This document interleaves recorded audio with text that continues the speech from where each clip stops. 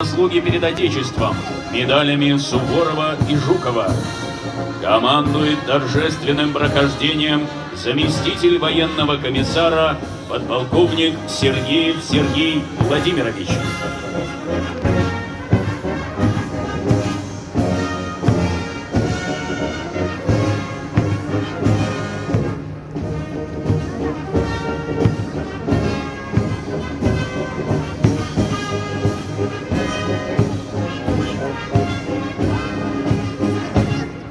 Товарищ полковник, личный состав сводного полка Чебоксарского гарнизона для торжественного построения по случаю 80-й годовщины Великой Победы построен командующий торжественным прохождением подполковник Сергеев.